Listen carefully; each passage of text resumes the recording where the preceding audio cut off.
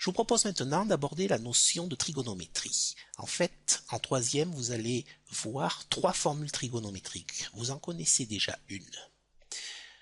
Pour revoir cette formule trigonométrique et pour aborder les deux nouvelles, je vous propose de travailler avec le logiciel GeoGebra. Nous allons construire une figure. J'ai ici placé un point C. Je vais, à partir de ce point C, tracer deux demi-droites. J'obtiens ici l'angle alpha, qui mesure 46,27 degrés. Je peux faire varier la mesure de cet angle. Par exemple, 43,18 degrés. Ensuite, je place ici un point A sur cette première demi-droite, et par ce point A, je trace une perpendiculaire à la première demi-droite. J'ai ici un angle bêta qui vaut 90 degrés.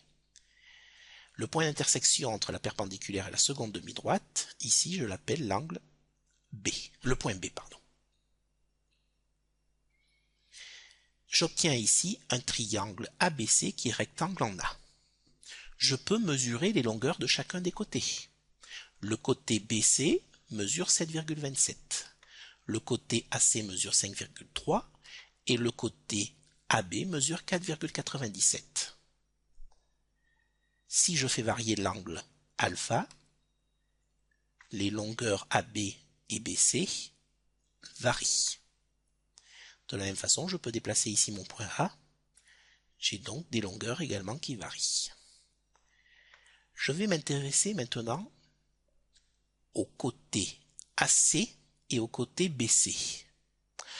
Par rapport à l'angle alpha, le côté AC ici est ce que l'on appelle le côté adjacent à l'angle alpha. Et le côté BC, qui est là, c'est le plus grand côté du triangle rectangle, ça sera donc l'hypoténuse.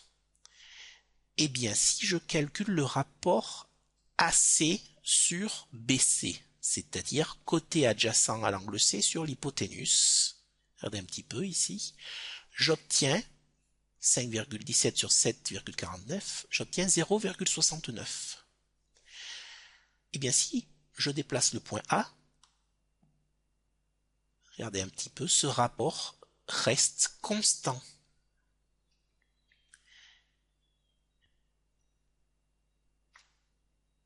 L'angle alpha ici ne change pas. Si maintenant je change la mesure de l'angle alpha, ce rapport change. Et pour un angle alpha donné, ce rapport est constant. Eh bien, ce rapport ici que l'on calcule, qui est constant pour un angle alpha, qui est donné par le rapport suivant AC sur BC, c'est-à-dire côté adjacent sur hypoténuse, eh bien ce rapport est égal au cosinus de l'angle alpha. Vous l'aviez vu ça en quatrième. Eh bien maintenant, si je calcule deux autres rapports, si je calcule le rapport maintenant AB sur BC, c'est-à-dire côté opposé sur hypoténuse, eh bien ce rapport, regardez un petit peu, il est constant pour un angle alpha donné. Si je fais varier alpha, il change.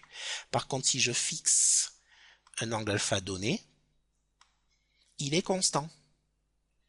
Eh bien, ce second rapport, qui est ici, qui donne AB sur BC, c'est-à-dire côté opposé sur hypoténuse, eh bien, ce rapport est égal au sinus de l'angle alpha.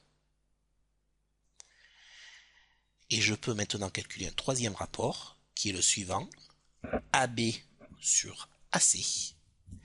AB étant le côté opposé à l'angle alpha, et AC le côté adjacent. Eh bien, ce rapport, regardez, pour un même angle alpha, il est également constant. Et ce rapport change quand l'angle alpha change. Eh bien, ce rapport, AB sur AC, est égal au côté opposé sur le côté adjacent. Eh bien, il est égal à la tangente de l'angle alpha.